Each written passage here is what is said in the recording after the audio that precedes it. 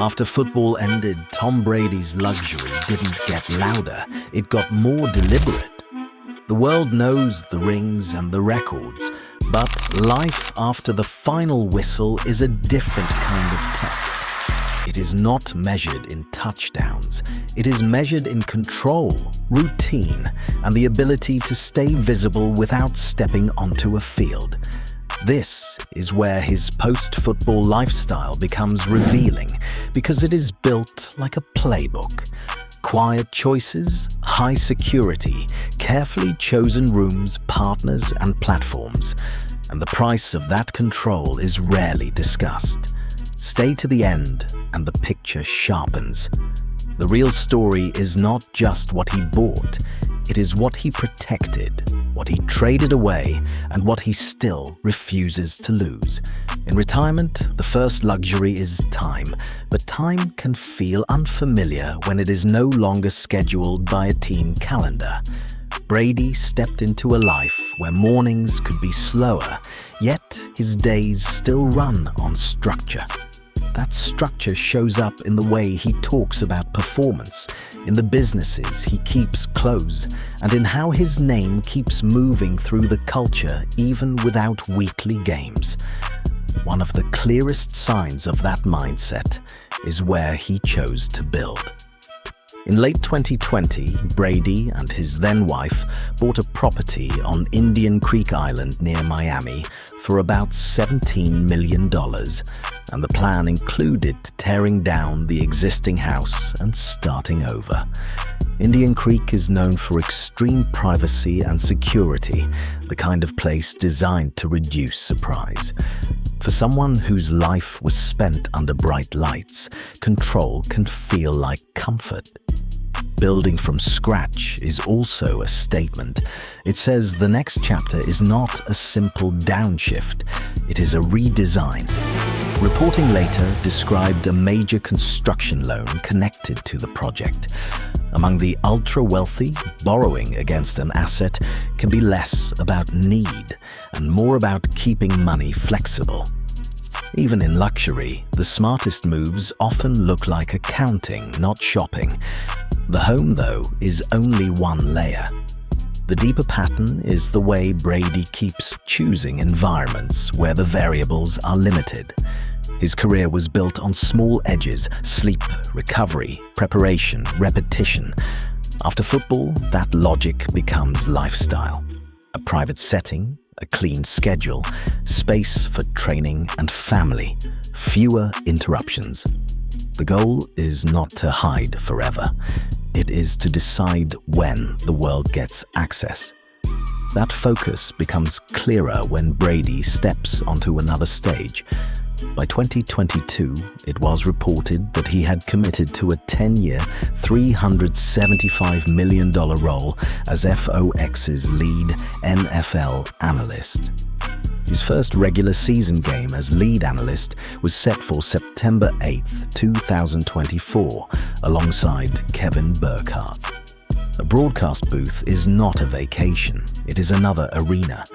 The suit replaces the pads, but the pressure stays. The audience hears every pause, every word choice, every hint of doubt. Early reviews showed the transition was real work, not a victory lap. That matters because it reveals what retirement looks like for someone who still needs a scoreboard, even if it is made of ratings and criticism.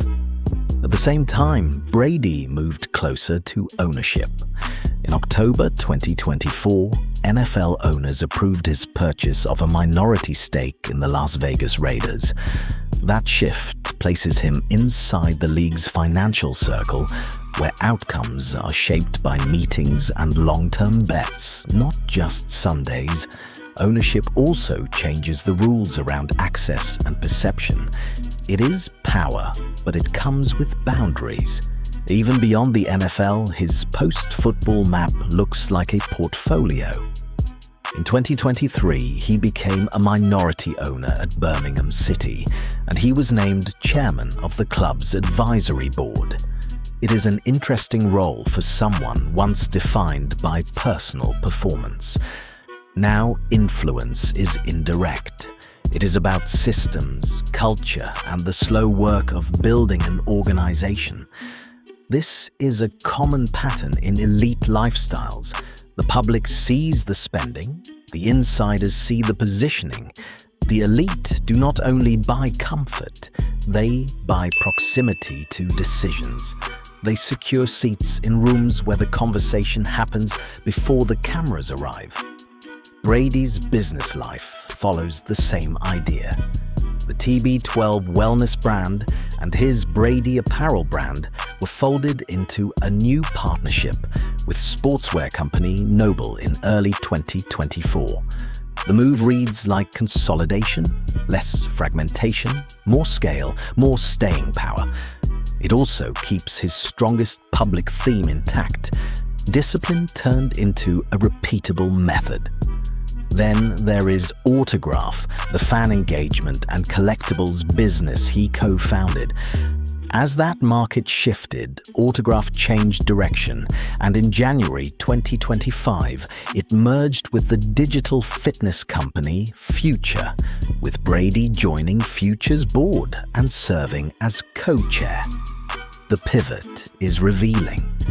It is less about trends and more about staying close to where fans spend time and money.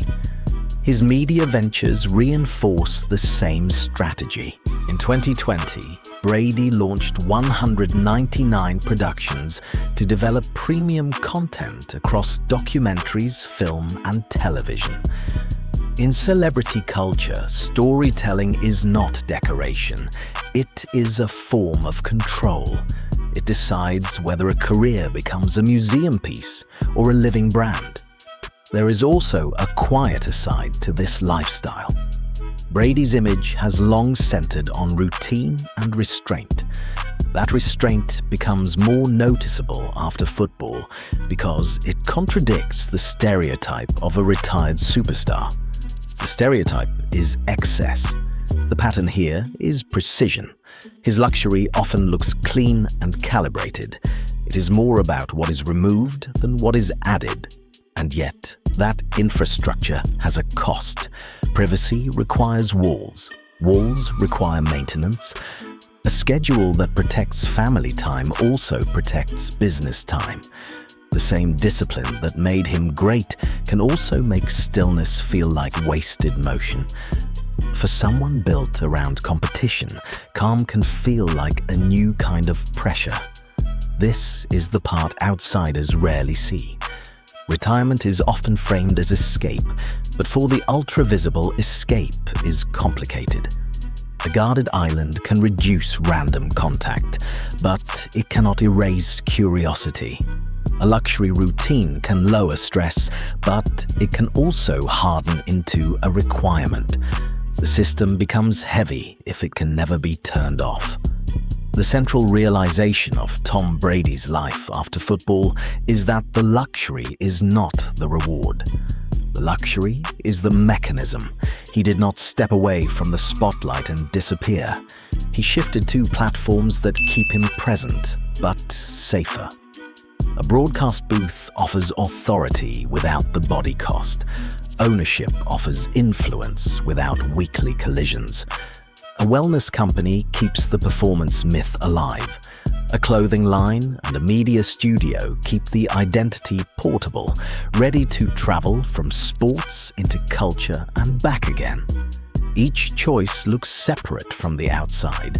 A home on a private island, a seat in a boardroom, a microphone on Sunday. But together, they form one system built around the same instinct that powered his career. Reduce risk, control the variables, protect the brand, and keep the standard high. That is why his post-football lifestyle feels so deliberate. It is not life after football as rest. It is life after football as redesign, where comfort is carefully engineered and visibility is managed like a game plan. The money is real, the luxury is real, but the most valuable asset is still the story he can control when the stadium lights are gone. Luxury can buy space, it can buy quiet, it can buy the ability to choose who gets close. But it cannot buy anonymity. It cannot buy the kind of ordinary life that never has to be explained.